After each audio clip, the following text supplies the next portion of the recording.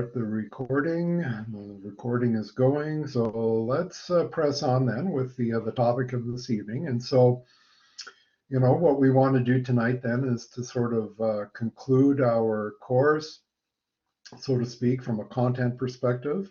What I want to do is to highlight some key topic areas. We've already covered most of these key topic areas. I just want to hit on a couple of, major kind of broad strategic points here, just to remind you of them. And then I want to spend the last half hour of the course, the class or so, talking about, where the field of marketing is really going from here. So I want you to sort of attain an appreciation of our current marketing thinking, what practitioners within the field are really thinking about now, more so than ever before.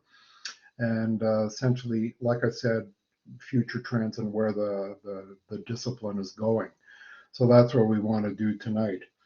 Next class, we will review, I'll entertain questions next class about the final exam, and we'll talk about that, and I'll give you some pointers in that next class about that. Before I forget, I was apprised earlier today, and I didn't know about it until thankfully some of my students in another session told me about it. I don't know whether you guys are aware, but I will pass it on anyway. Are you guys aware that our final exam has been changed from the 10th to the 15th of December now? Did you guys know this? Okay. Yeah. Okay, everybody pretty well knows then? Yes, Professor. Yeah, good. Okay. So everybody knows that. So the final exam is now on the 15th, and as I understand it, it is still at the same time at 8:30 to 11:30, that window. So I guess it's, I guess whatever. I mean, is that a good thing or a bad thing? What do you think? Is that good or bad? Not that we have a choice because it's highly prescriptive from neutral. Yeah, good. I mean, it's prescribed university-wide. I mean, it's issued to us from the registrar, and we have virtually zero impact on it, So, gives you more time, I guess, a few more days to prepare for it. I want everybody to work very hard. I want everybody to learn the material well, and I want everybody to do exceptionally well in the final exam. Please study hard for it. I want very, very high grades all around, please. Do not let me down, please. So study hard for it. Live up to your potential. You can all perform exceptionally well. You all have it within you. You just have to do it, right? You just have to do it. So, right. Okay, so let's carry on then. And specifically then what we want to talk about tonight then is we want to talk about, again, as I had mentioned, some highlights of what we spoke about throughout the course so far. I want to talk about some key strategic aspects and highlight, as we drill into it in a little bit more detail, the core marketing strategies that we have available to us. And then, as I had mentioned to you before, I want to give you a very broad sense of where the marketing field is going from here. So with that in mind, starting off then from the beginning, as you will remember during our session number 1 and 2, you'll remember that one of the key things that I had mentioned to you is that, within marketing, there are many, many definitions that exist. It's a very broad, ever-evolving kind of field. And of course, as the field unfolds and evolves, many definitions become known. And so we recognize that. But as I had mentioned to you, again, at the front end of our course, we see that there are numerous elements of all of these definitions that they all have in common. They pretty well all recognize that, if marketing is to occur, it occurs between two parties. So we have that. And so since we have, two parties that are at the heart of marketing, really, what else do we have? We have another key element which is at the heart, and that is that economic notion of exchange. And we spoke about that before, the very economic notion whereby one entity has something that the other wants and vice versa. And so they undertake this process of exchange whereby mutual needs can be satisfied. So we have that at play. And then we have a whole bunch of other aspects that are at play, marketplace forces, competitive action, and all that kind of thing that is occurring. And all of that really happens where? Happens within this broad entity that we call a market, right? So it happens all in the market. So we realize, therefore, again, consistent with many of the definitions, that marketing is really more than that simple monolithic 4P framework, right? It's a whole lot more than that, as we discussed throughout the course. It really encompasses, that whole broad notion of business to consumer and all the aspects that are associated with that, B2C, as well as you know, B2B, right? So we have all of that going on too, which all of you guys who are, in supply chain management, you guys already love all that, right? So you know that and you love it. So we also realize, lastly, that, what is very important here is this whole notion of needs creation, right? And we spoke about that at the front end of the course. So marketing really is not solely only about needs and wants and identifying these needs and wants, right? But really, those forward-looking businesses and those forward-looking marketers are really looking to need creation, right? And really, when you look at it, and I will invite your commentary on this, but when you look at all of the, the real movers and shakers in business, I'm thinking of Jobs, Gates, even Elon, right? Even Elon, really. All of these guys are very much, it's all about creating those needs and wants, right? Not only identifying it, but really creating them to a large extent. So we have this going on, very important. And certainly now our current definition certainly encompasses all of these things that we're talking about. So what is our current definition? Well, you see this. We built up to this during our session number 2, I guess it was. And this is pretty well the current AMA definition, which was introduced, I guess, in about 2013, subsequently formally approved in 2017. But this is certainly the definition that we're currently working off of. And you'll remember that given the very rapid evolution of marketing and the way that it sort of evolved and the whole discipline sort of evolved over time, we wanted to have a look at how it evolved, at how it changed.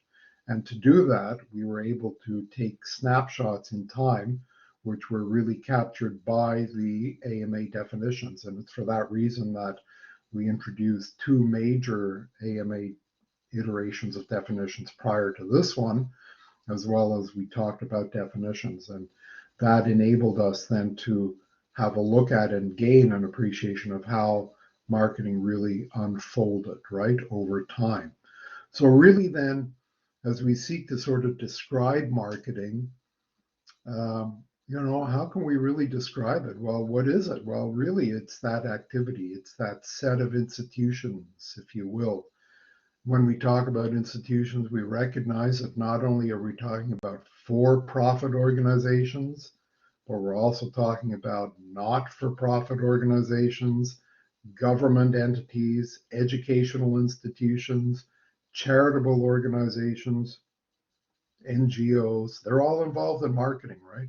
They're all involved in marketing. Processes, right? The word process is embedded in the current definition. So thus, there's an implication very strongly that we're not talking about a static kind of a notion here, right? It's all about a process.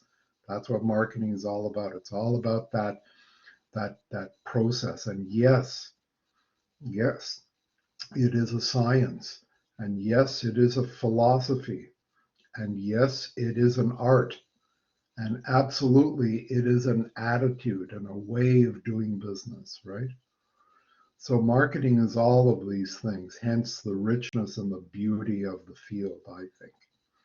So we recognize that. What does it do for us? Well, it creates it creates things, right? It can create those needs and wants. It can identify them, certainly. So there's very much that creation aspect that's associated with it. It communicates with customers.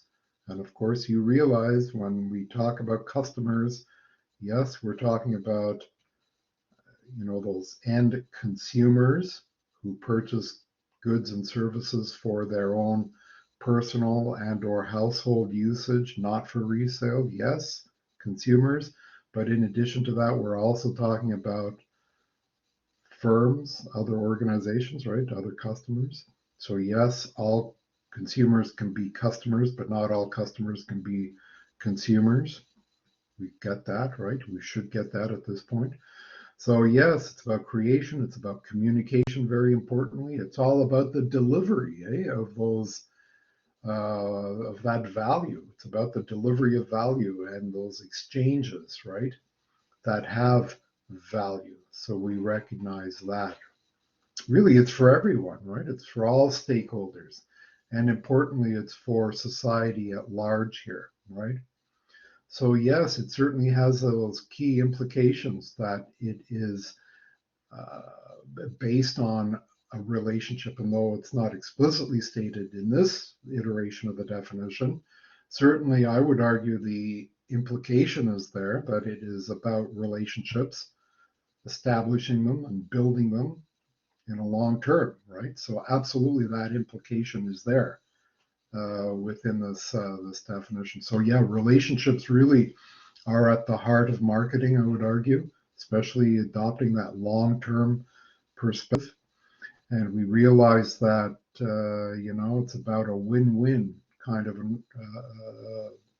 scenario, right? Win for the organization and the marketer, and a win for the ultimate consumer. So it's a win-win, and that's what we want to do. We don't want to adopt that approach to marketing that existed 50, 60, 70, 80, 90 years ago, right, where there was a winner and a loser, and it was all set up to benefit the winner, which was the firm, i.e. the marketer or the firm, right? That we're away from those days now. So that's not the way that we do it anymore. So it's all about trying to create those benefits, right, for all. Now, when we look at the definition here, we recognize that quite obviously, this is a definition that is written by marketers. So the argument then can be made that, well, yeah, of course. I mean, marketers, nobody criticizes themselves. So yeah, this is a nice, warm, rosy kind of a definition, right? It's all good. But one of the things that I was trying to impart to you, in our last class, I guess it was, when I was talking about leadership, is that we always want to try to tap into opposing perspectives, right? We always want to try to avoid groupthink, and we always want to sort of invite those kind of opposing perspectives. And if our position is a position of strength, it can withstand those opposing perspectives, by the way. But anyway, going down that line of thinking, let's look at it from an opposing perspective. Let's go through that approach here. Let's put on a critical kind of a perspective and say, okay, well, this is all very rosy, but what about the vast majority of people out there don't the vast majority of people out there who are not involved in the conduct of business and ergo are not aware of marketing, and non-marketers, all of these people out there in the population, do they not have a rather negative perception of what marketing is all about? If you ask the majority of people out there, not involved in business, just everyday consumers, what marketing is, do you think that they will say something positive or negative about it? I think that they will say something negative about it. I think that the majority of people out there think that marketing is a dirty word. I think the majority of people out there think that it is negative. I think.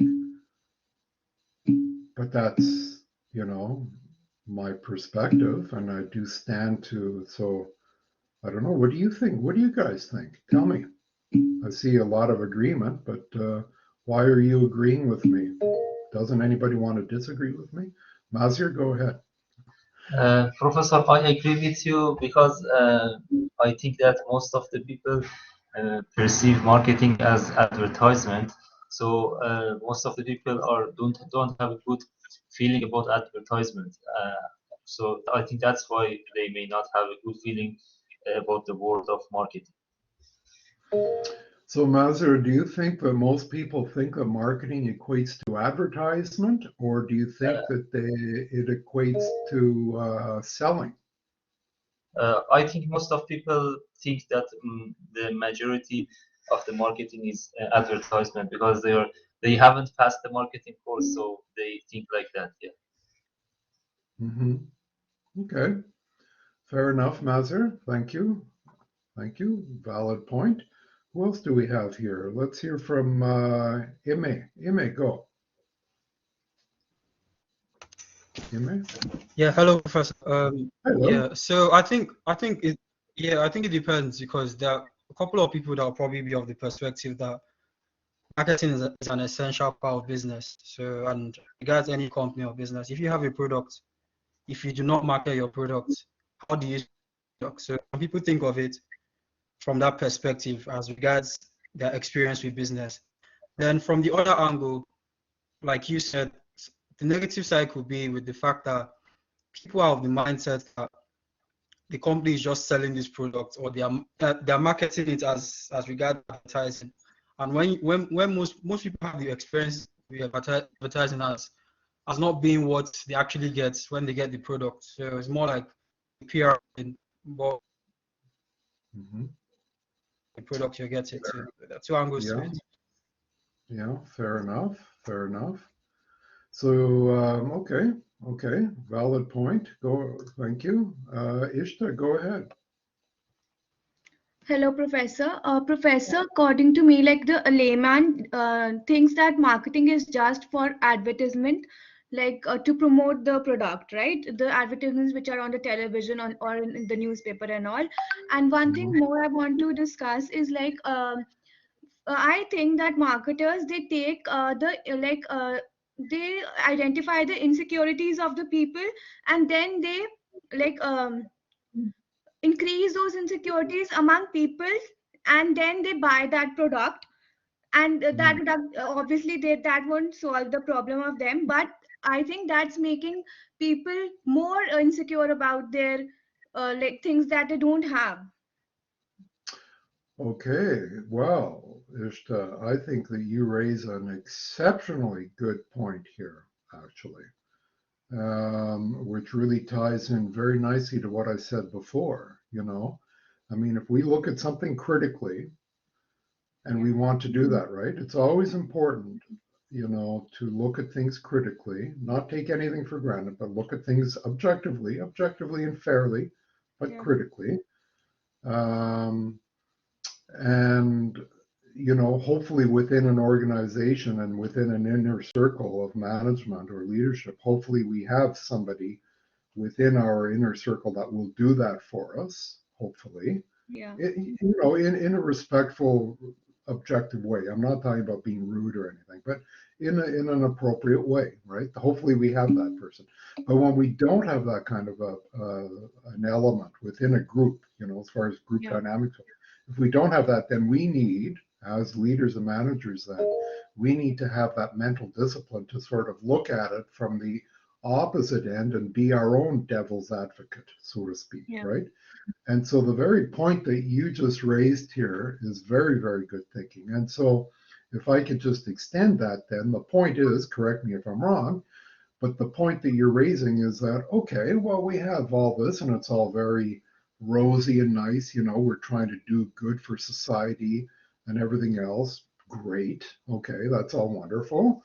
But then, the thought could be raised, and you just raised it. Well, marketing, somebody could say, marketing, are you kidding me? Marketing is all about trying to tell people that they're too fat and they have to lose weight, or they're too skinny and they have to gain weight, or they're too out of shape and you have to get into shape, Yeah. or your hair is bad so you have to color it, or your hair is bad so you have to style it, or you look sloppy so you need to dress this way, and you're not very bright, so you should buy this magazine, and you don't know anything about investments, so you need to buy this product, and you don't know anything about that, so you should buy this.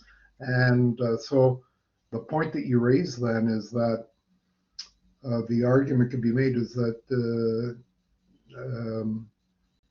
marketers will prop up anything, develop these or highlight any potential insecurities or any flaws or anything, and say, here's the problem, here's the solution, buy this and all will be well with the world, right? Yeah. Is I that an wanted to say appropriate, this. Yeah. Yeah. is that an appropriate characterization of your point? Yeah. Like I wanted to say this only, and I feel that this is a bad way of marketing, and this makes look marketing bad. I agree. Yeah. I agree. And you know what? I would argue that that's a very profound point. And I would argue that it does exist. I mean, it exists, right? I mean, there are those unscrupulous brand managers and marketers that are continually propping up problems and saying, okay, here's the problem, here's the solution. Your hair isn't very good, buy this and it'll all be good. Buy this product and all your problems will go away. I mean, we turn the TV on and we're continually faced with, how bad we are and how these products can solve our problems for us, right? And Yes. also, Ishtas, I'll see if you agree with me here or anybody else too. Not only, by the way, I would argue not only does, sort of the commercial world do that, but even the political world does that, right? The political world is always saying, here's something bad, here's a solution. Here's something bad, here's a solution. Don't do this. Yeah, I Do would that. like to add. Yeah, sorry, Professor. No, Professor, I would like to add that politicians, they create the problem and then they show that this problem is there and then they provide the solution, although the problem is created by them only. that's right. Yeah, I Yeah. quite agree. Yeah, very much so. Yeah, absolutely. Very much so. Yeah. Okay, Ishta, thank you. Professor. Very good point. Yeah, Herschel, go ahead. Hello, Professor. Good evening. How are you? Yeah, Yeah, fine, thanks. How are you? I'm fine as well, Professor. Good.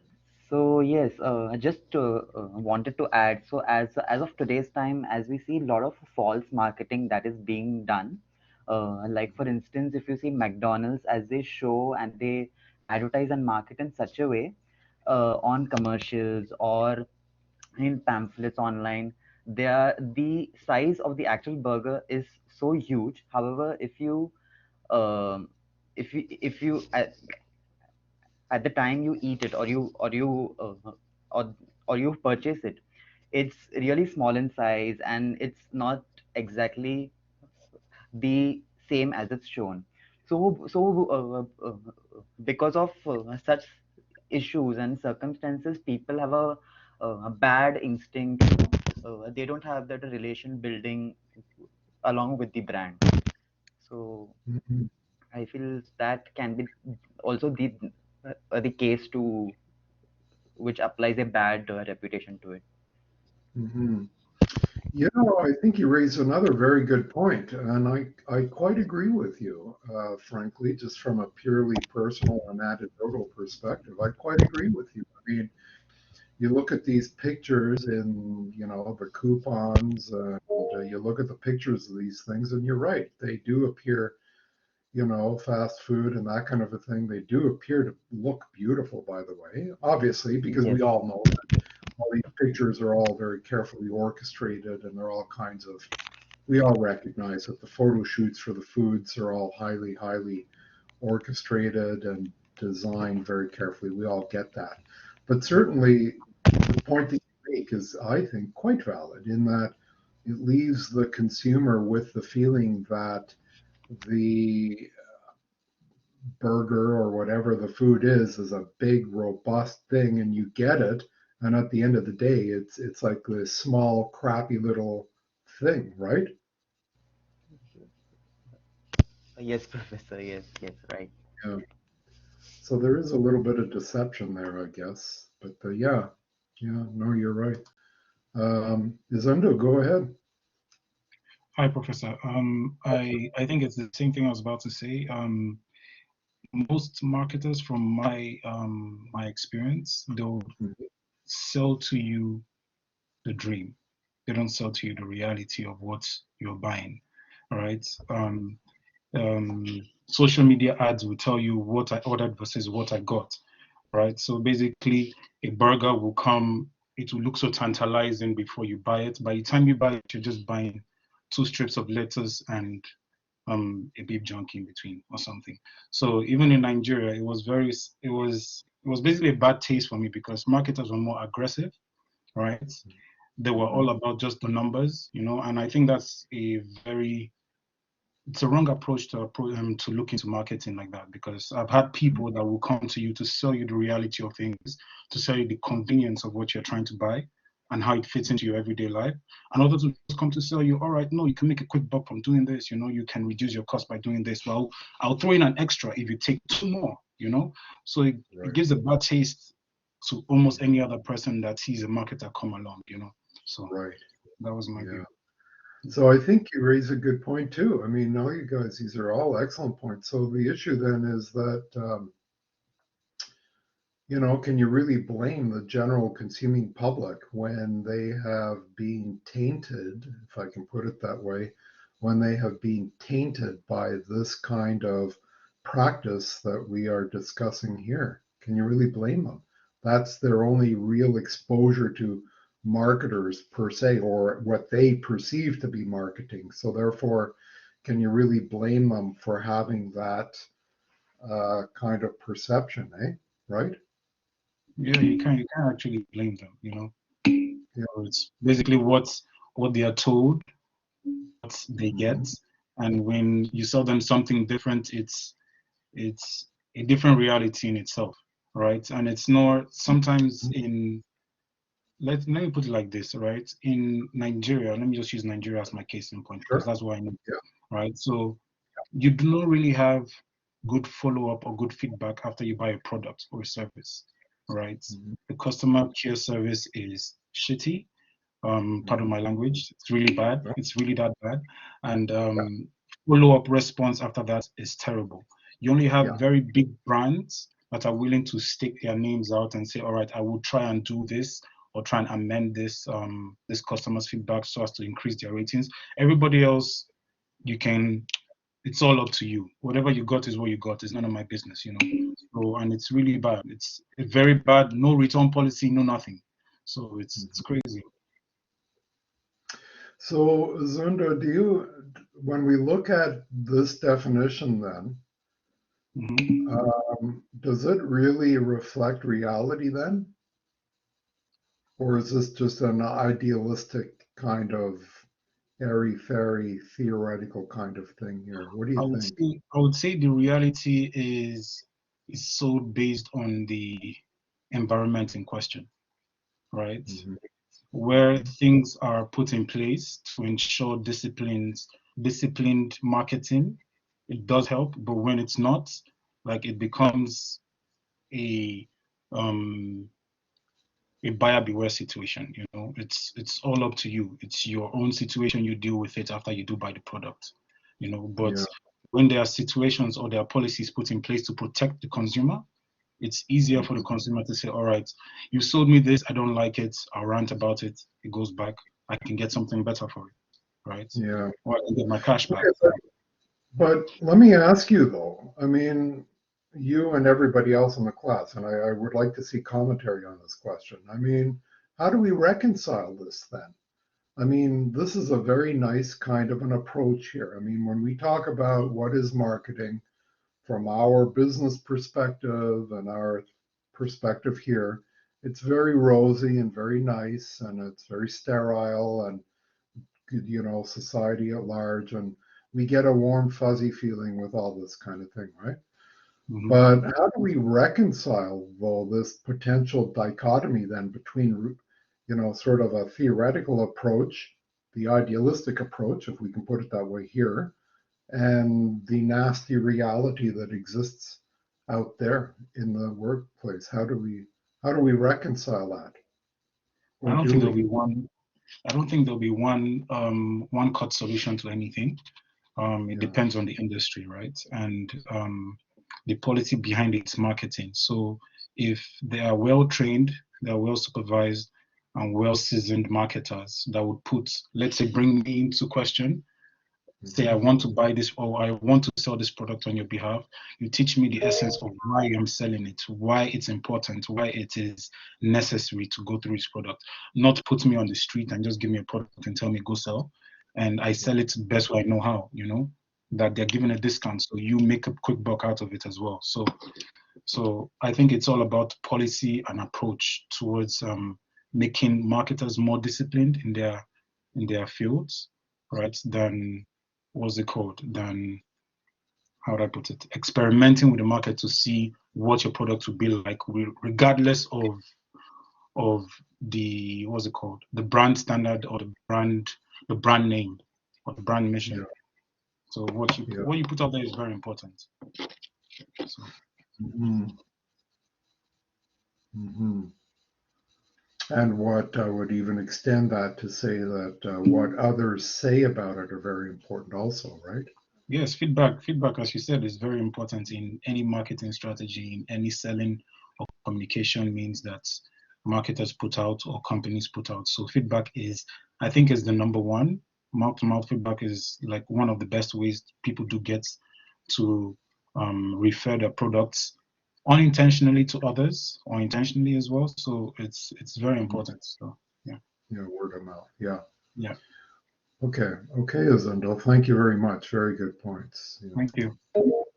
Ishta, back to you, please. Go ahead. Yes, What do you think? Professor, I would like to say that the companies, organizations should focus more on having a long-term relationship with their customers rather than just fetching the customers. Like by displaying these types of ads, they'll get the customers for one time or maximum two times, but they will not be a long-run customers of that organization.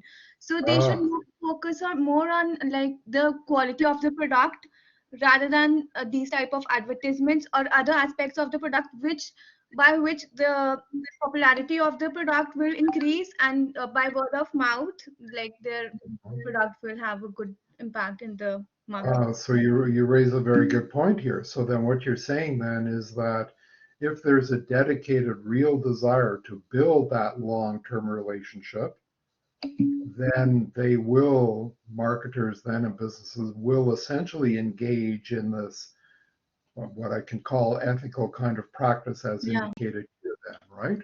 Yes, Professor. So that might be one way then that we can reconcile this Yeah. then, right? Yes, We Professor. want that long-term relationship. We want to do something good. We want to do all that. then they will behave and perform like this, right? Yeah, Professor.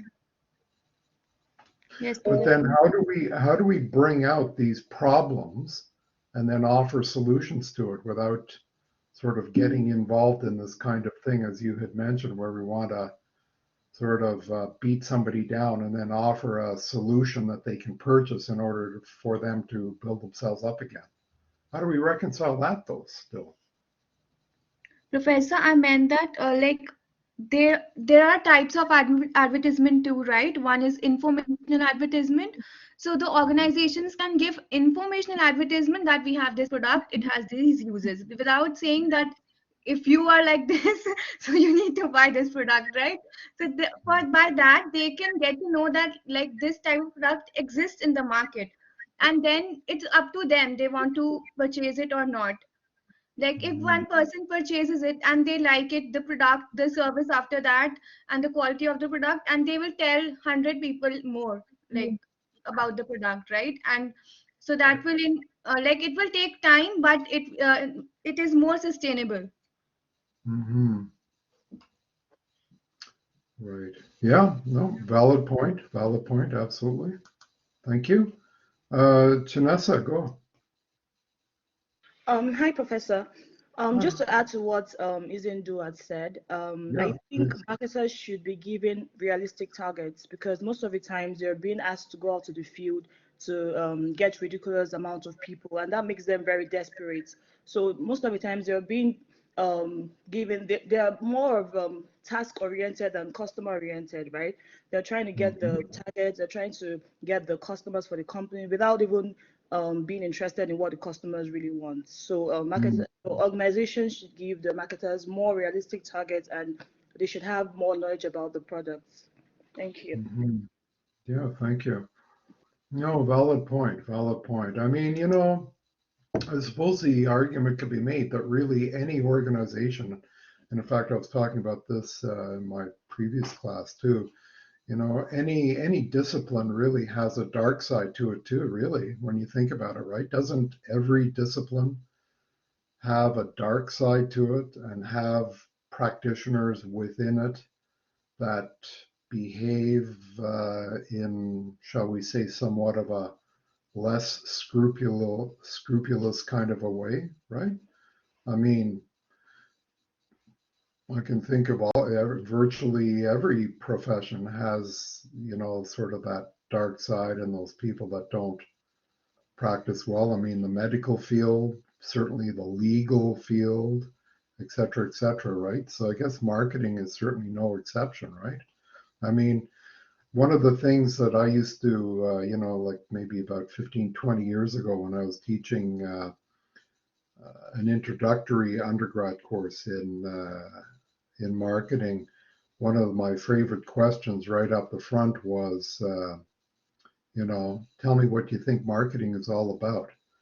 And, you know, 99% of these folks, and these were considerably less experienced, younger students, right? Like second year, considerably younger than you guys, would say, well, it's all about selling, right? It's all about selling.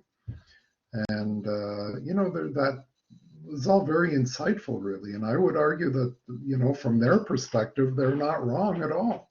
You know, when the majority of people out there think that marketing is all about selling and that's it, right? So we have that going on, indeed. Yeah, it raises important issues, though, eh? So really then when we drill into marketing then in a little bit more detail, we recognize then that there are four essential questions then that can be raised that serve to differentiate what marketing is from other fields. And again, this is nothing new. We've already gone over this, so this is just a refresher for you. You know, we realize that marketers are particularly concerned about customers, right? i.e., yes, customers, and yes, consumers, right? We're intimately involved and interested in that from a very deep psychological perspective, right?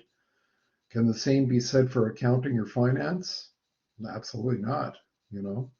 How about markets, as we seek to understand the functioning of markets and the functioning of business practitioners within markets and how buyers and sellers meet and the exchanges that occur? You know, marketers are intimately involved in that, as well as firms. You know, the interplay between firms, among them, within them. You know, we're intimately involved in that generally as a whole. You know, I mean, there's, you know, a substantial body of research out there that has investigated, you know, just organizational aspects involved with sales organizations within an organization, the sales organization versus the marketing organization, you know. And, you know, a common theme in that body of research is that, you know, and it's empirically shown that, you know, marketers don't get the two entities, the salespeople and the marketing people, typically do not get along well within organizations. Yeah. And so, and absolutely from a structural perspective, they're parsed out, right? So seldom will you ever see sales and marketing, right? Seldom will you see that. It's always two different entities completely within most organizations, virtually all large organizations. It's like that. So yeah, marketers are intimately involved in firms and organizations like that. We're also involved in the contributions that marketing can make, right, to the business, to the firm, to society at large, as we are talking about. So let me ask you then another follow-on kind of a question then. And let me direct this to those of you who have never taken marketing before this course. This is the first time you've taken marketing. What stands out in our course so far within the field of marketing? What stands out to you of a particular topic area that you never really thought of before and that really, you know, intrigues you and it sort of surprises you and interests you? Any topic area that really stands out for those of you who have not taken marketing before? No, let me hear it. I don't want to be reading all that stuff. I don't want to read stuff. I want to hear it. I want to have a conversation. I don't want to, if I want to read stuff, I can just pull out a book and start reading stuff. I want to hear it and engage with you guys.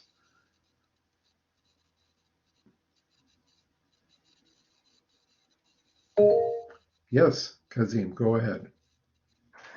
Yeah, good evening, Professor. Evening, Kazim. Yes, I've never taken marketing course before, although I've worked in an organization where I related with marketers and salespeople. Okay. And I work in a company where they sell ATMs. Oh. Okay, so banks were our major customers, and they are less than 18 actually. But what interested me most in this course is pricing, especially the strategy of, for example, if we want to increase prices, then we have to increase it higher instead of increasing it in bits. So that really interests me, and I've been using that strategy now because I have houses of my own in Nigeria. I wanted to increase my rent, so instead of increasing the rent in bits, I just tried to increase it by 50%. And some people took it. I was surprised. Yeah. Well, that's a really working strategy. Honestly, I never thought of that before. Yeah. Yeah, it's a good one. That's interesting. Yeah. Thank you, Professor. Yeah, thank you. Thank you. Yeah, Bets, go ahead. Hi, Professor. So this is my first course in my entire career about marketing. Even from engineering, I never learned anything about marketing. So to me, marketing, the 4 P's of marketing actually played out because until the course I took, I was under the impression marketing is all about selling without any ideology or without any techniques. But you know, it stands out that you know, the 4 P's are actually the 4 corners, which if you do not pay much attention, the entire base can crumble of any company. So yeah, that's about me. Yeah, I think you're quite right. Yeah, well said. Well said. Yeah. Thank you for sharing that point. Yeah. Yeah. Um, okay. So what about those of you who have taken marketing before, one course or whatever before, or those of you who have worked within the marketing domain before? What do you think about some of the material that we have covered so far? Does it make sense to you or no?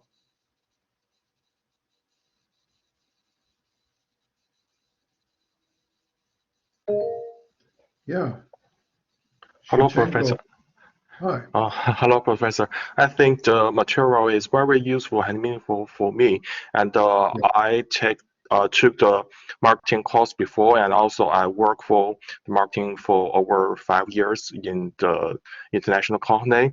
And but for in our class, I also think some uh, definition and also the strategy is very useful, and I didn't concern it very deeper like the expectation, because in our department is mainly focused on the sales and how to make the profits, but actually we also need to concern the gap between the customer consider the brand and we truly offer. So that's a very useful uh, strategy for me, and I think that will help me in my future job. Okay. Well, that's good. Yeah. So it has helped you to attain a greater understanding then of the field then overall. Yes. Okay. Yes. Good. Thank That's right. you. Thank you, Okay. Professor. Thank you. Thank you, Shichan. Majabin, go ahead. Hello, Professor. Hi. So yes, I have done marketing course in my bachelor's. Yep. So yes, all the contents we went through, it all makes sense. Marketing combines all of it, and now marketing means more focused on the customer needs and wants, and retaining the customer for longer period. So I think everyone understood that the customer, they cannot aim for the short term profits anymore, so they want to have long term customers rather than have short term profits. Yeah, that's a good way of stating it, right? You can't really be thinking in terms of short-term profits. You have to start thinking long-term, right? Yes, because Yeah, business has to be sustainable rather than just right, short term business. Yes. right. Yeah, good points. Very good points. Yeah. Now, vis-a-vis the courses that you've taken before in marketing, was there anything that we talked about or anything that really represented, in your mind, a point where you said, oh, I thought it was sort of like this, but in actual fact, now I see it's actually like this. Did that happen at all or no? Actually, I did my bachelor's in my home country. So the marketing we talked about basically was about our country's perspective. So here, when I took this course, it's basically about um, Canada and other countries, like major brands. We were talking about major brands and their strategies. So there, I found a difference, because Mhm. culture to culture marketing varies as per How the people's how need. does it vary? How does it vary? Like here, when we read the case with the brewers, so in our culture we don't really gone through how brewing organization run, or how they set pricing, how they do stops. So this was totally new. Hmm. What do you say our country? What country is that now? Bangladesh. So Oh, it's a Bangladesh. Muslim country. So they are, yeah, alcohol is totally banned and no one talks about it. So there's no brewing company as well. So yeah, that was totally new. The concept was totally new for me, Mhm. and the knowledge was also new. Right. So in Bangladesh, then there's no availability whatsoever of any alcoholic beverage at all. Is that correct? There are some alcohols. There are many people who come from outside the country, so they go to that special, shops. But the citizens of Bangladesh, they don't visit that shops. Yeah. Okay. But Well, it's the same they way. have specific licensing, and they have to go through a lot of process to be, established over there. Yeah. And it is Not not what even also available in open market. So in the open market. Yeah, right. Yeah. Just like any other Islamic nation, pretty well, eh? Like yeah, Pakistan, like that too, right? Pakistan is yeah, pretty well the same thing, right? You can't. Yeah. Yeah. You can, eh? You can get alcohol in hotels in Bangladesh, yeah? yes, 5 star hotels, they have alcohols. Yeah, they serve alcohol. Anyone can consume the bar. Oh, okay. Oh, interesting. Yeah.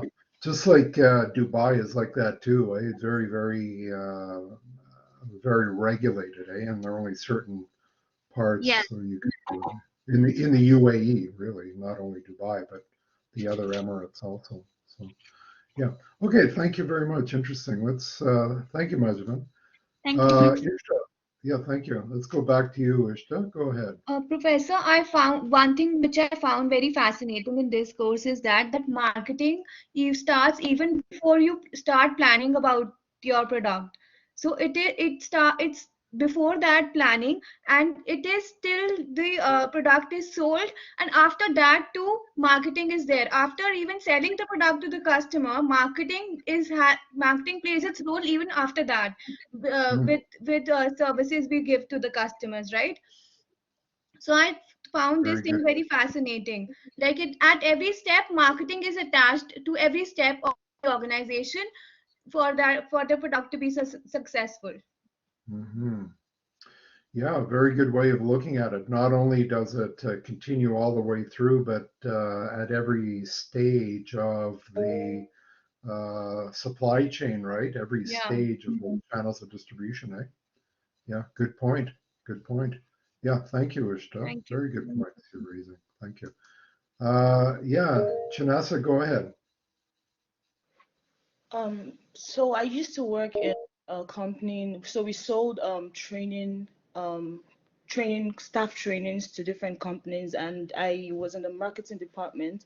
So Oh, okay. before then we kind of fuse sales and marketing together. So you're Yeah. supposed to do marketing, you're supposed to do sales and all of that. So I didn't know there was a difference in sales and marketing. I usually think marketing is sales and sales is marketing. Of course, maybe, but there's still some features, right? So before that, we just go to the market and just go into any organization to sell the trainings to them. But from the course, I learned that it's very important to do market research. Before that, we just go out there. We don't even check the demographic. We don't check the companies we're going to. So that's what I learned. And also, I learned that marketing is much more than sales. It's about branding. It's about brand equity. So those are the two things I learned from the course. Interesting. Yeah. Right. Okay. Very good. Thank you for sharing that, Chinasa.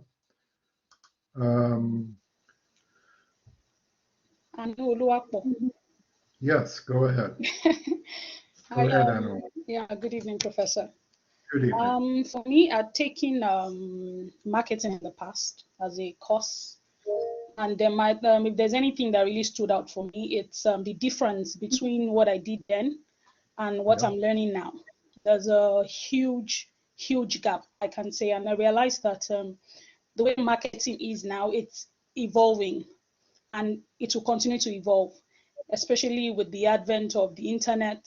You know, I'm learning new terms that I've not heard before, and these are things that we're not even familiar with, you know, from my own country. So it's in fact new words that you wouldn't even see probably in the sales department or in the marketing department in, you know, where you've worked. So it's for me, the marketing is evolving, and it will continue to evolve. It's new. things are really happening that I'm not used to really, and then I've not heard before. But with this class, it has really broadened my horizon the more. Okay, good, good. What is now? What country you mentioned again? You mentioned the country. What country now again? Don't let me mention my country. Why not? Why not? Kazimo, it's Nigeria.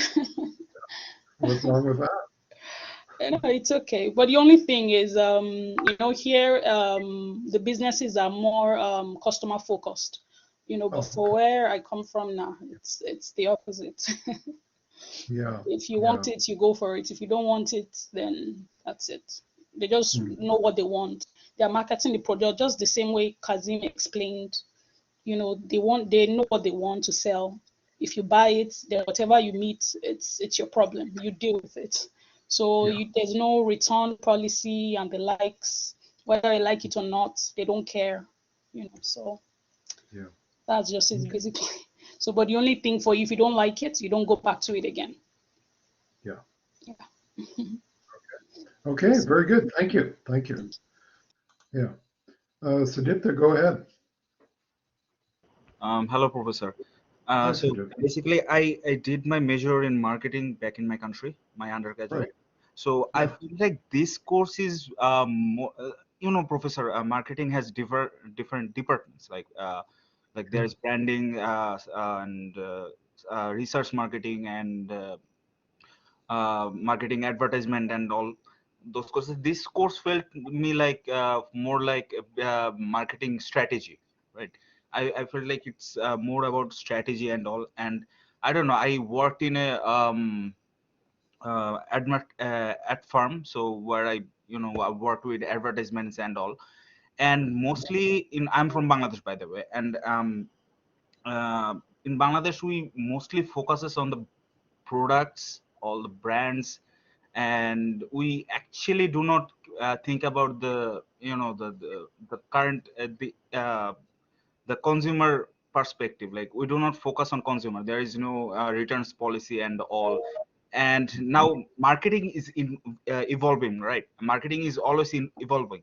And like over here, I think it's more up to date because it's more consumer friendly. And who is consumer? Okay, it's all about creating a relationship with the customer. But back in my country, it's not like that. I used to create ads like, in this week we are giving this kind of discounts and all, and you take the product and I don't know you again. It's like that. So, and it's in here, it's very different. And actually this course actually taught me, like, opened up my another view. Like, if I go back to my country, and I think I will change the perspective of marketing. I will think more about customers, not about the products and all. That's what I think. So, with all the experience that you have, both educationally and from a practitioner perspective in marketing, did this course, did it help you to learn some new material, or did it sort of solidify what you already knew? Did you learn anything? Professor, for example, like about branding, I already knew the extensions and all the things and all. Yes, I had some different names. For example, like vertical extension and horizontal extension, and yeah, actually knew these things as a different name. And but yeah, it's some of the things are same. But yes, and this course actually we get into deeper, because it's a master's level course. And what I did is undergraduate level course. So we actually dive deeper over there. And it's, Professor, and honestly I think sorry, Professor, I just like, I had a call and my brain just became numb. Sorry, Professor, for that. And um Uh, to be honest, Professor, I think like, if I think about like this course, like I think I have learned deeper things, and I actually dived into the deeper meaning of marketing. So I think I learned a lot, and especially about the strategies. Like, this is how I want to create a brand, and this is the core values I need to follow, and this is the core things I need to follow. So yeah, it was very interesting to me. Okay, very good, Sudipta. So you got a deeper understanding then. So that's good. Okay, very good. Thank you very much, Sudipta. Thank you. Peace, let's go to you. Good evening, Prof. Hi, Peace. Yeah. So this course gave me an insight and better understanding on brand extension and franchising. In fact, franchising is what intrigued me the more. Based, you it taught me that yeah, franchising is actually not a better way or to actually go into like a business, a better way to penetrate, right? Yeah, you can start up from the scratch, but the risk is actually higher, as you mentioned. So, and in fact, ever since you talked about it, I've been searching on the business I can actually, because I now understand that most of the Tim Hortons and all that Canadian Tire, most of them are franchised, right?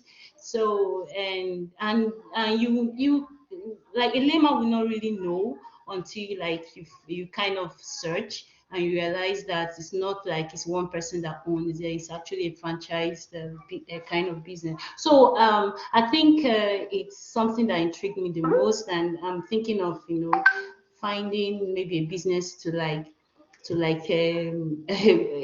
get involved into. Yeah, and I mean, they're the big names, like you're the Tim Hortons, the McDonald's, Canadian Tire, and that. And yes, they're those big, heavy-duty, very expensive, high-end franchises. But then there's a multitude of smaller franchises also. For example, I had mentioned a class H&R Block for tax preparation. That's a smaller, type of franchise. There's also, personal care and grooming. I mean, first choice haircutters and various other barbering and various other hairstylist franchises and numerous other ones like that too, eh? So there's quite a wide variety to look into. Exactly. In fact, I got interested in cleaning, right? There are a lot of very known cleaning businesses, and I think that's what is in my mind for now, though. Yeah, like one that comes to mind, I'm pretty sure it's a franchise operation, I think, called, what's it called? Molly Maid, I think it's called. Molly Maid, I think. I do stand to be corrected, but yeah. But yeah, cleaning, there's some, yeah. Yeah, very good. Well, wishing you well with that piece. Thank you. Yi Heng. Hello, Professor. Hi. Hi. Actually, this is my first marketing course, but I once did an internship in a marketing department of an online education company in China, and I never saw that. Yeah, I never saw that the product also related to marketing, because I thought it was entirely responsibility of the R&D department. Because in that company, I just sell, and we set prices, make promotion strategies, and we try to persuade students and parents to buy our courses. So in fact, I'm very appreciate this course. It made me feel that marketing is a complicated and interesting science and art. Mm-hmm. Maybe what we need in our Masters of Management program, maybe what we need in addition to the streams that currently exist, maybe we need a marketing stream also, eh? What do you think, maybe? I don't know. Yeah. Um, yeah, I agree. I mean, we have a supply chain management stream, we have accounting, we have finance. Why don't we have a marketing stream? I think that would be very appealing to some students, I would think. I must talk to Chris about that and see, and the dean. Yeah, yeah, yeah. I think it would be very helpful for many students. Yeah, I'll have to look into that. Let me make a note of that.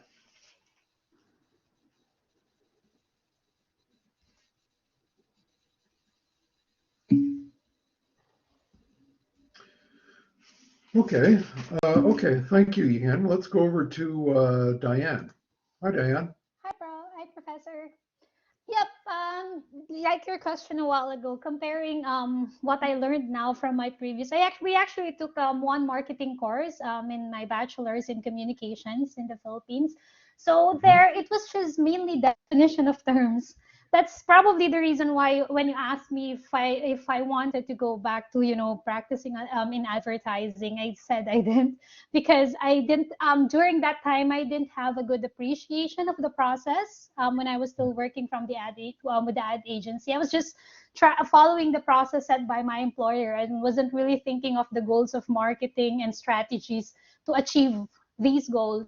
Now that after this course, all the terms and processes made sense now, and I have gained a deeper understanding of marketing because I like that we provided examples for every process, for every concept that we discuss, and apply it to real life situations, especially in the Canadian business industry. So yeah, actually learning the course has actually inspired me finally to work in marketing and advertising field again, aside from the fact it's actually a very lucrative job. Sorry.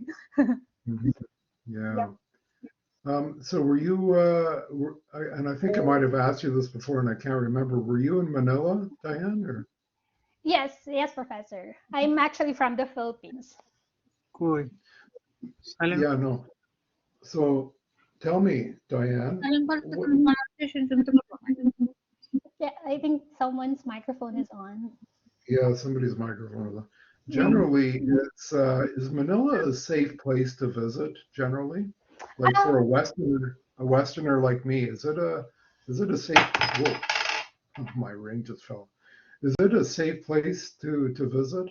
Or what? I would actually say depends on the city or specific place that you're going to visit. Like if you're going to visit the business district, which is Makati, then it's safer, I think.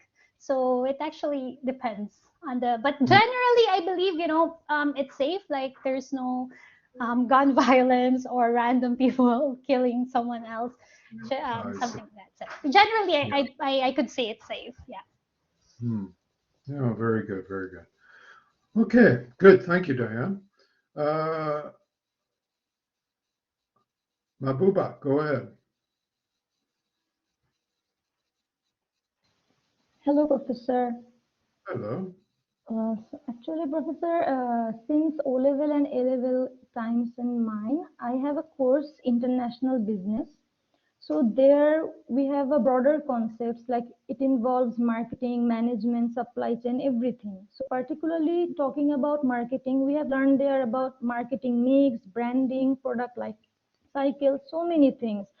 But one of the interesting concepts that I didn't find before is the concept of reliability and validity. The first day you bring the concept, I was just pondering how does it relate to marketing? But yeah, over the time as explained, I was amazed that the concept is so into marketing. Like, are we measuring what we intend to measure? And that is so important while doing marketing research. It is actually very crucial while we do research because it is important to evaluate the quality of research. It's not like that we will do research randomly. So in the end, the concept actually made all sense to me, as without it, everything in the research will get collapsed. And since in my undergrad studies, I served as a research assistant, So now I do understand the importance of reliability and validity in market research. So thanks to you. Okay, very good. Very good. Thank you. Okay. Okay, Rashmi, go ahead. Hi, Professor. Hi. So my undergrad was, my major was marketing during my undergrad, and I worked in Bangladesh for like 2.5 years in a marketing consultancy firm.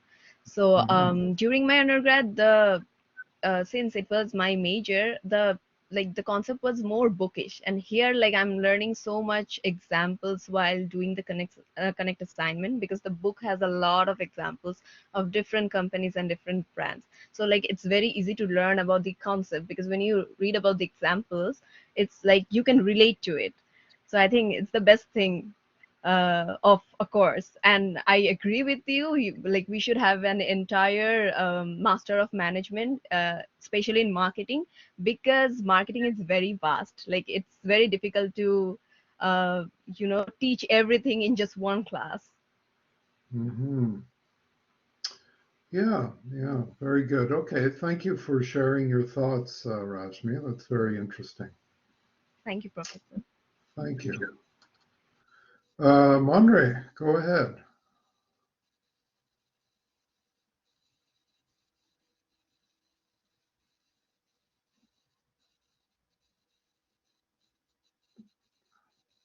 I can't hear you, Monre.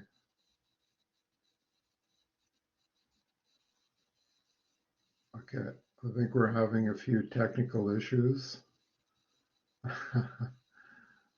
Hello?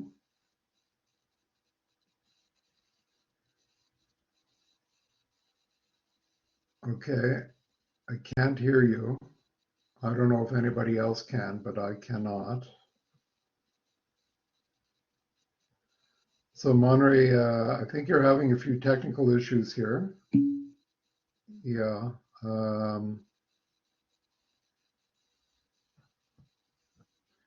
Okay, so let me invite you to please look at your technical issues and then get back to us here. Meanwhile, I'll carry on, and yeah, Herschel, go ahead. Monterey, we'll get back to you. Hello, Professor. Yes, Hi. so as I have done my bachelor's in hotel management, and we had a subject which was only respective to hotel marketing. So it used to revolve around only customers. So how to sort of interact with them and advertise the hotel products in such a way that so that they can get attracted to it, and which would result in a revenue building. However, in this course, as we learned marketing from scratch, it was more into the core fundamentals of marketing, the basics of marketing. As even Rashmi said, in the assignments we had so many examples that made us aware of the Canadian market, and also as you had a lot of case studies and the discussions as well. So it is quite interesting. Okay, very good. Okay, thank you, Herschel. Thank you, Professor. Thank you. Let's go over to Mohammed. Go ahead, Mohammed. Hello, Professor. Hello. Good evening.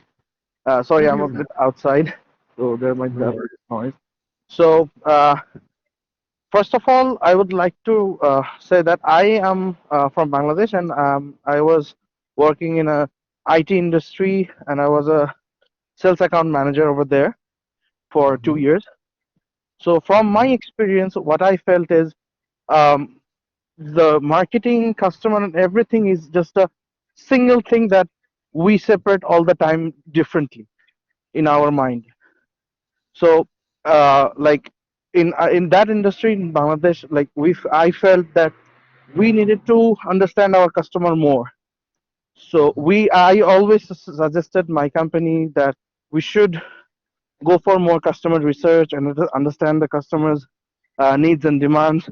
But all the time I got a single answer that research is expensive.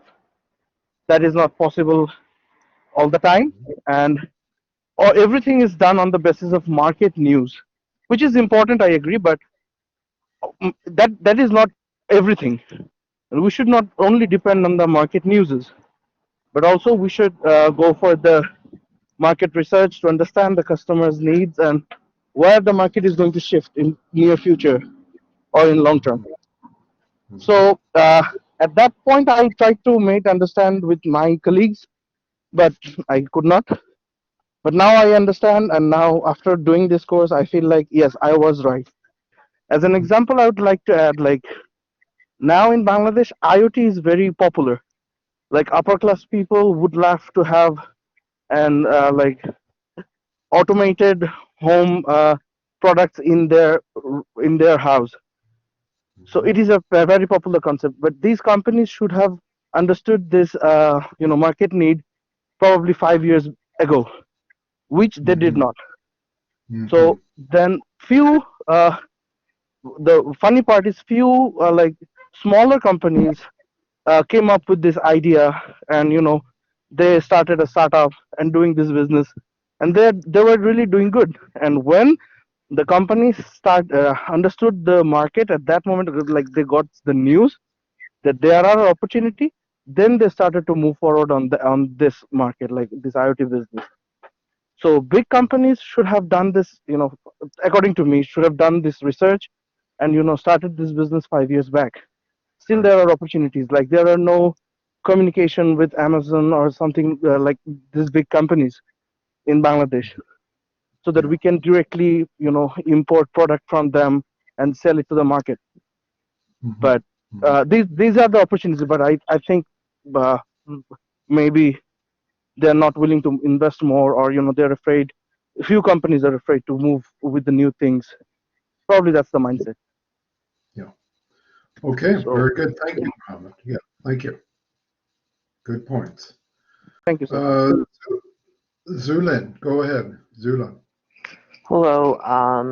Well, I've learned the marketing back to my high school in British Columbia, but I don't know that is that count or not, because that course was a survey course, which is briefly explain the terms, but since I get into this program, this class have taught me a lot of details about the concept, about more new terms and examples.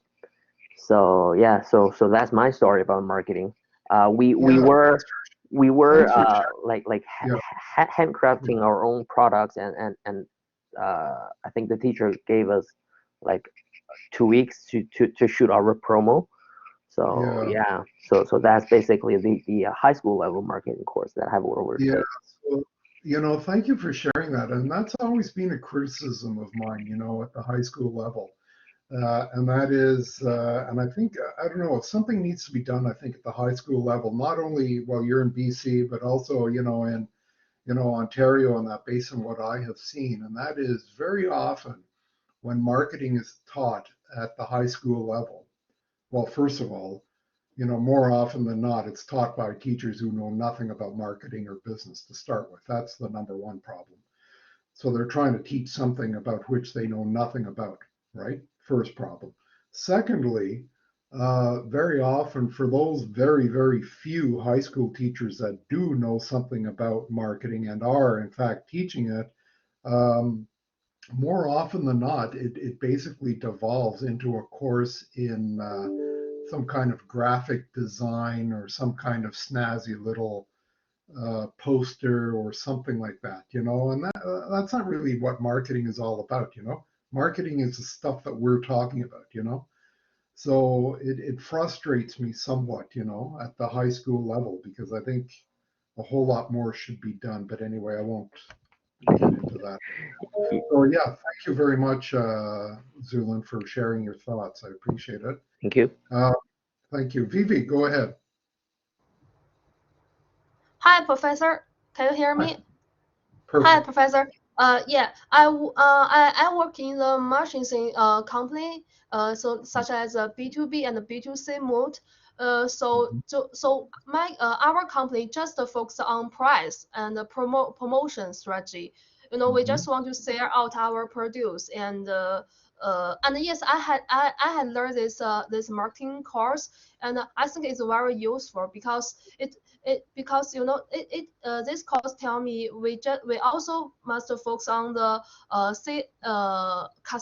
customer relationship, like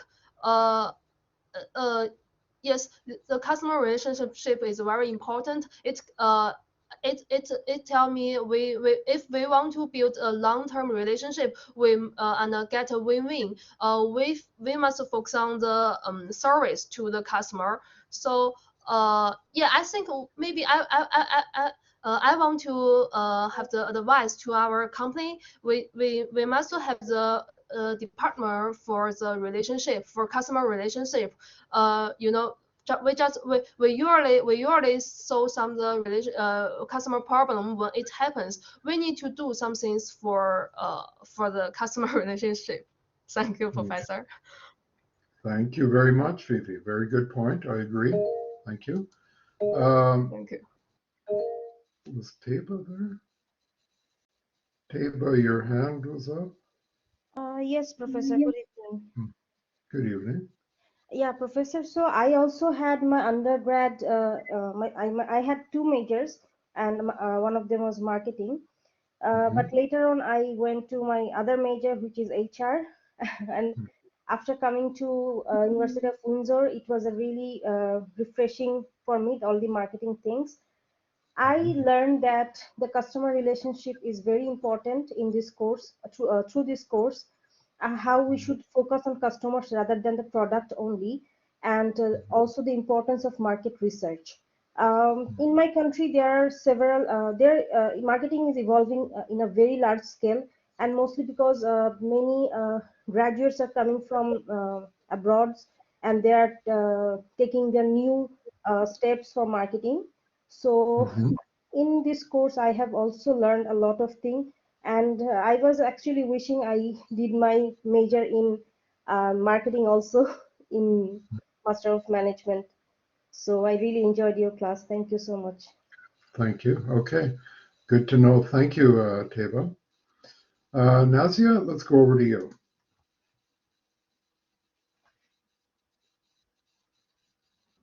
Professor, can you hear me? Yes, thank you. So in my undergrad, I had marketing as a major subject, and then after graduation, I joined one of the top marketing agency in my country, and I worked there for quite a while. And ever since every company I've worked in, I have kind of been associated with the marketing activities or the department because that's what I like and that's where my expertise is. So having worked in the field in real life and having studying it, I think there is a gap there between the two worlds. For example, in professional life as a marketer, you would need to know more analytics, let's say marketing analytics or Facebook data analytics, how to do these things, right? Absolutely. How to measure your marketing efforts. What does the report that Facebook generated mean? Stuff like that. So these things are not taught in universities, most of them. So if you guys are looking for opening a marketing program, specializing in it, I highly suggest you include an analytical component where students can learn those. Yeah, in fact, you raise a very good point, Nazia. And I know that certainly at the undergraduate level, there's now a specialization in data analytics. And so there is more movement, certainly at the undergraduate level, in that very important domain that you quite rightfully and very nicely explained. So yeah, good point. Thank you very much, Nazia. And like I said, the dean has certainly recognized that and has sort of, again, over the last less than a year, last 8 months or so, has really moved to sort of expand that data analytics domain at the undergraduate level at the School of Business. So yeah, you're bang on. Very good observation. Thank you. Despite that, it has been very entertaining and very enlightening attending your classes, especially because of your examples and relations that, like you mentioned, the concepts in real life. And you discuss with us. It's not like you are only talking. you listen to us, you actually analyze what we say. So it's been wonderful. Thank you, Professor. Oh, thank you. Okay, very good. Thank you, Nazia. Avijit, go ahead. We'll hear from Avijit, and then we'll hear from Jun, and then we must carry on, otherwise we're going to run out of time. Hello, So Professor. Avijit, you and then to Jun. Okay, so Professor, I am from Bangladesh, so and I did my undergrad from there. So my major was marketing as well, and my minor was HR. So even though I did study marketing over there in Bangladesh, so what they really, I mean, in Bangladesh, most of the teachers when they teach, I mean, the courses, they do focus on it's like more like a generalized, I mean, general stuff. Like basically, they do go do to go to certain depths, and they do teach us many concepts. However, they do not relate, the practices that are used in Bangladesh, which is different here in Canada. So, for example, when we are doing the assignments in McGraw-Hill and everything, right? So we are learning many things that are related to Canada. So, examples from Canada. So this is which market is controlling this. There are agencies there which is controlling these aspects of Canadian market, right? So, but in Bangladesh, it's not like that. We are learning, these are the concept. This is what you know. So these, I mean, for example, there are many things. I mean, it's like more like they're following the book instead of following the market. So that is what I'm trying to mean. So even though it's a major, I think they should relate it with that particular market. So for example, once I'm done with my course in Bangladesh, obviously if I join a marketing agency or anything, obviously I need to uh, use my experience so that I can work in that market. So if I don't know about Bangladesh, examples from Bangladesh or how the particular industry works, I cannot really use my skills to develop that particular market. So that's what I'm saying. And there's one more interesting thing. So I used to work for an American company, and I worked there for 4 years. So initially I was in the customer service, and then I was a vendor manager there. So even though it's an American company and I was a customer service myself, this company actually, even though they did say it's a customer service, they did not actually focus on the satisfaction part. So they used to attract the customers mainly by lowering the prices. They did have they used to sell promotional items, right? Like customized wristbands, cups, and everything. So one of the biggest advantages they had, they actually have really low price, one of the lowest price compared to any other companies, because many of the things are brought from China and then sold there. So, but there were lots of issues which they did not really address. So we were trying to for example, if you place an order, you are supposed to get it like within 7 days. So it's always says estimated 7 to 14 days. But the customer, when they place the order, they see a particular date. They do not see the estimated part. They focus on the date they are seeing, right? So once that date comes, you will expect to get the order by that particular day. But they would call us and then they would say, it said suppose 7th of February, but it's already 8th. I didn't get my order. So then we would say like it says Yeah. it would say, yeah, okay, maybe I'm going a bit out of the context. So yeah, so what I was going to say, they should have focused on customer service rather than on prices. Yeah. Okay. Very good, Avijit. Thank you very much. Very good. Thank you. And John, very quickly, last word to you. And I don't want to run out of time tonight, so I want to go. Okay. Hi. Go ahead. Yeah. Hi, can you hear me? Yes, thank you. Yeah, I also actually completed my undergrad in upstate New York, and I also like learned this marketing before, but I could realize from by taking this course about the importance of all about this like customer basis. It's not just about creating the contents that we like as a company, and yeah, basically yes, I learned some of the definition before, but in this course, I could learn something, all those things more deeply, and like realize the importance of like how we have to consider what customer is demanding more than what we want. So yeah, and even like I was really interested in marketing before. So even before applying to this university, I applied to other university for Dalhousie for like business administration in marketing. So yeah, so like I wish I could also learn marketing this university. Yeah, good. Okay, well, thank you very much for sharing that, John. Very good. Okay, thank you, everyone. Those were all very, very enlightening, interesting comments that you raised. So thank you very much for sharing your thoughts. I do appreciate it. I find it very, very interesting. So, okay, so let's bring it back to what we were talking about here as we proceed. And, by way of review, you will remember that when we talk about an entire marketing strategy as a whole, what are we talking about? This is what we're talking about. This is nothing new. I've showed this to you every class virtually, and we've spoken about every piece virtually throughout the entire course, right? Because this also represented our roadmap for the entire course, right? But I will just sort of firm up one key thing here, and that is when we talk about the core strategy, as I had mentioned to you before, when we talk about the core strategy here of our overall marketing strategy, at its core, we're really faced with two very, very broad kind of approaches, right?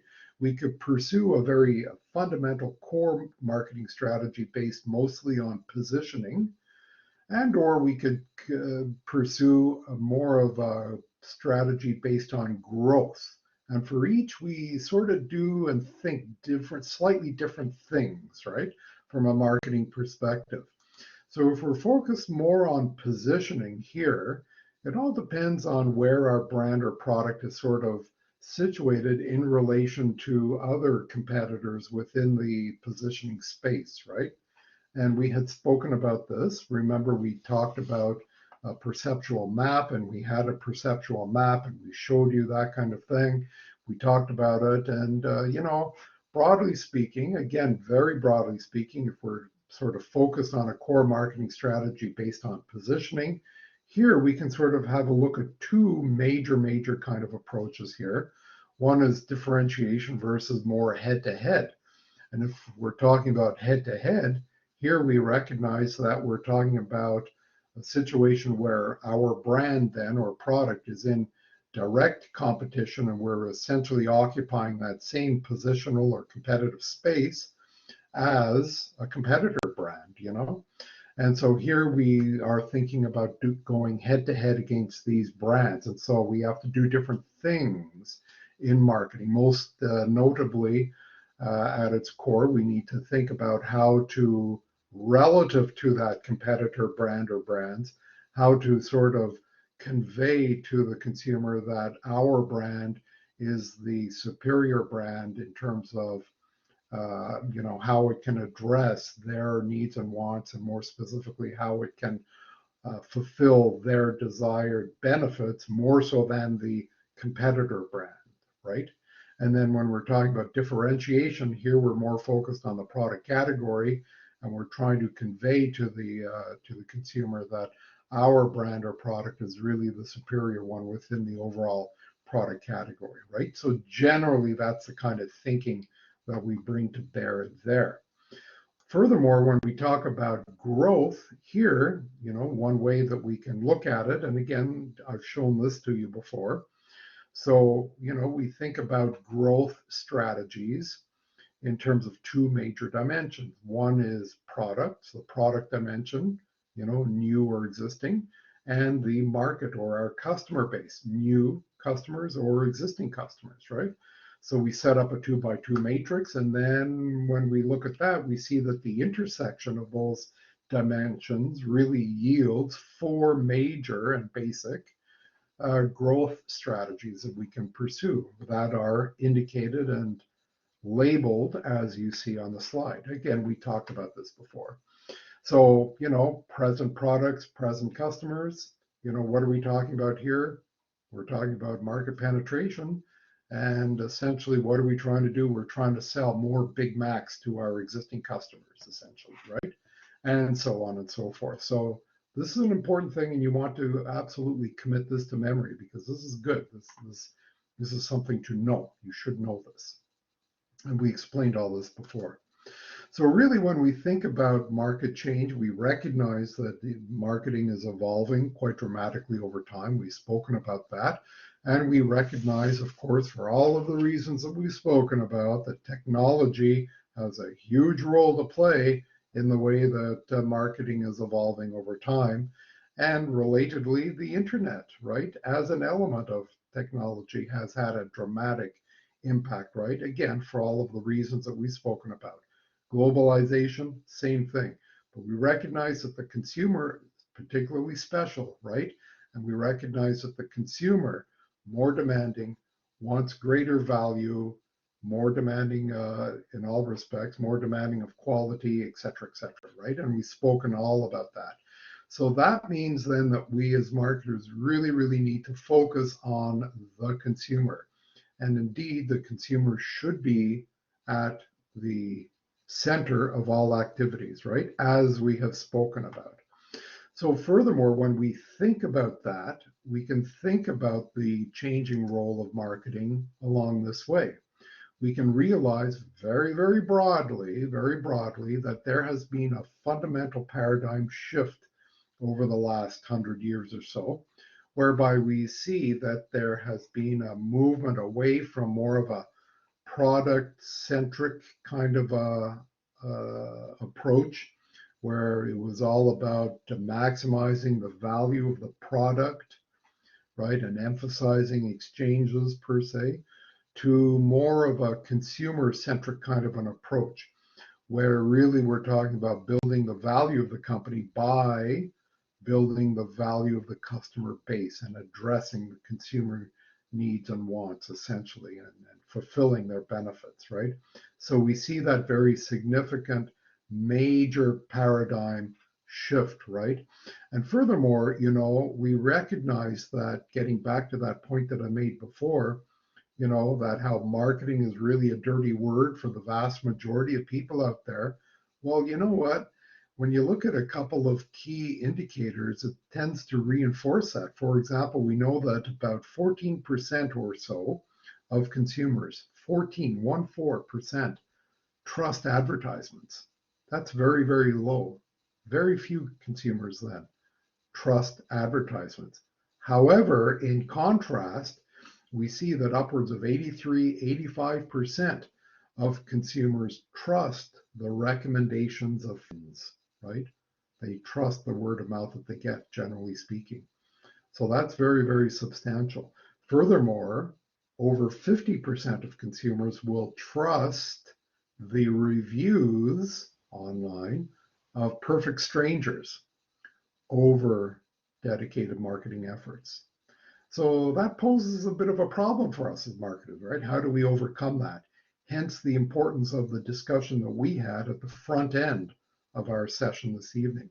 So therefore, as marketers, then we really need to try to build trust in the mind of the consumers if we are to pursue establishing and building long-term relationships, right? So we need to really try to focus on trust aspect by addressing all of the points that we had raised earlier. So broadly speaking, then, we see then how, marketing has changed over the last 120 years or so. We see how that, at the turn of last century, there was very much, in terms of business, an emphasis on building stuff. It was all about manufacturing stuff, right? Manufacturing, building manufacturing. In isolation of everything else, just building stuff, right? And that lasted for about 60 years. And then there was a bit of a transition into more of a distribution, right? Get it out there, sell it, get it out there, right? That lasted for about 30 years. And then there was a movement away from that into more of the information age, right? There was more of, the internet started coming online. Pardon the pun. We had the internet, we had the transmission of quick and easy information. It's all about the control of information also. which arguably lasted for, about 20 years or so, which brings us to where we are now, I would say, which is pretty well the age of the consumer, which is all about trying to empower, there's a key word, empower the consumer, right?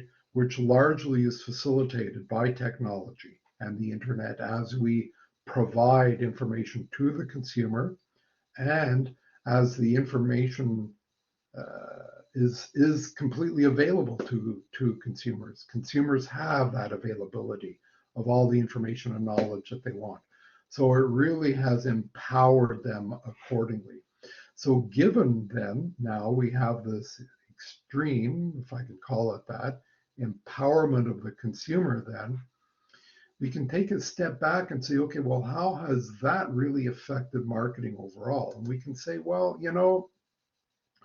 when we look at it from a traditional kind of framework perspective, we see that there's been a change in marketing from our traditional 4P framework that we know and love. And that's not to discount it at all, not to discount it or downplay it, but we see that there's sort of been more of a shift away from that emphasis of the 4Ps that presumably is leading to marketing success, to more of what I would call the 4E framework, which is really seen now by marketers as being the real challenge and the real essence of how we can achieve marketing success. And when we talk about the 4Es, and this is very important here, I want you to know this, we're talking about the emotion, engagement, the exclusivity, and experience, right? The 4Es. And when we talk about the emotion, what are we talking about? We're talking about connecting that brand to the consumer, realizing that the brand has meaning, right? We've spoken about this. So it's all about connecting that brand to the consumer on an emotional level, not just the consumer thinking about it, but we want them to feel it, right? We want it to be in their heart. In other words, like I say, we want to engage the brand into the consumer and vice versa, so that we can drive that brand into the heart of the consumer, as I say. That's what we're striving to do. And this, by the way, is cutting edge marketing thinking. This is what marketers, forward-thinking marketers, are trying to do now and trying to figure out how to do it. So really then it becomes very much a case of how to build that engagement, right, with the consumer. How to, we want consumers to think about it and to feel it, in other words, right? Both relatedly, emotion and engagement. We also, further on that, we want to try to build a sense of exclusivity in the mind of the consumer. In other words, we want to give them a sense of ownership, the sense that they have something very special, right? And by the way, make no mistake, Apple, Steve Jobs, Apple have been, masters at this. There is very much an air of exclusivity surrounding Apple products, right? All because of their marketing, largely, but there is that air of exclusivity about it. And so that's what we want to try to do. We want to think about how to create that. And then furthermore, resulting from that, how we can, create that experience. In other words, how can the brand be shared? How can the consumer interact with the brand? How can they share that experience? We want to create an experience for them, So in other words, we want them to share it to others around their dinner table at night. We want them to be sharing that experience and talking about our brand. Ideally, that's what we want, And so one way by which we can do it is to build a story around the brand, and engage the consumer that way. So these are 4Es that are highly interactive with each other and interconnected, but that's the thinking now that marketers are applying to the profession, so to speak. So where do we go from here then? Well, we see how some of the traditional financial and marketing analytics are still very valuable, for sure, but I would argue that they don't really have the same kind of relevance now as they did. The traditional financial metrics and marketing metrics, that is, you know. So now really the emphasis is really, like I said, on that intersection between experience and engagement, that interaction between the two, as I've just described. That's really where we're going.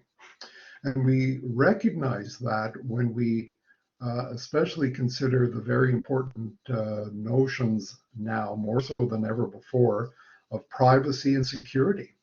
You know, issues of privacy and security now are becoming even more important as we are able as marketers to gather all that information. And I spoke to you before in previous class about big data, and I related some of my own personal research regarding big data to you. And so when we talk about some of these ethical concerns associated with privacy and security, I argue that we cannot really look at these variables as being purely dichotomous anymore. Dichotomous mean yes or no, or up or down, or yes we have it, no we don't. We can't look at it that way anymore. We have to look at it in terms of a continuous variable, you know. To what extent do we have, or to what extent do we offer security and privacy to consumers, and to what extent do we protect personal data, right? So issues of privacy then are very, very important, and they're highly, highly culturally charged constructs, right? What do I mean by that? Well, just look at national culture. International cultures. We were talking about this earlier. I mean, you know, issues surrounding privacy mean completely different things to Chinese consumers than they do to, say, American consumers, right? Different approaches to privacy, right? So as marketers, we have to understand and be sensitive to these kind of approaches and understand that there's a whole lot more to these issues than readily meets the eye. Furthermore, we see how technology is playing a huge role.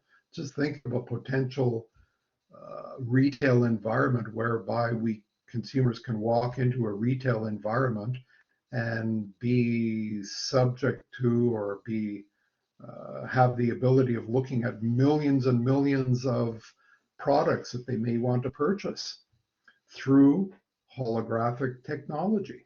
Just think, no requirement for inventory at the retail outlet. Consumer can go in, have a three-dimensional kind of examination of the product, have a look at it, rotate it, go in, out, all over the place, all through holographic technology, and then place orders accordingly. Very powerful, right, from a retailer perspective. We also see from a consumer behavior perspective that the neuromarketing, as we call it, is really, over the last 10 years, I would say 6 to 10 years, has really started to take on a lot of meaning, and a lot of researchers are becoming more and more interested in this area.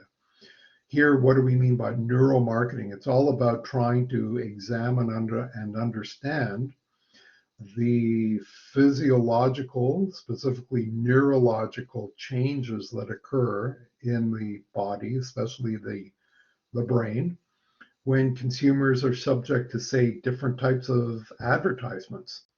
So by using sophisticated medical technology like MRI technology, we can do that and examine and watch the activities of the brain and gain insights, that deep physiological, neurological insights through marketing efforts in the mind of the consumer. So that is a new frontier that we are starting to examine, or some researchers are starting to examine.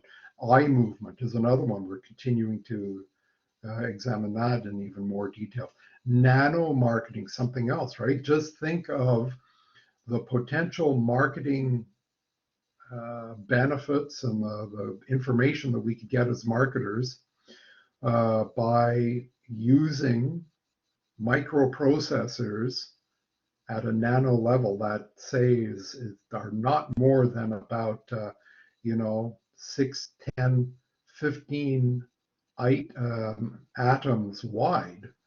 Just think about embedding such a microprocessor, microtransmitter into a button of a garment, for example. Just think of all the information that we could get in terms of consumer consumption and ultimate disposal, right? It's mind-boggling, which of course raises the follow-on question then, what about, all the big data that we collect from something like that? How do we warehouse it? How do we mine that data? Big questions, right?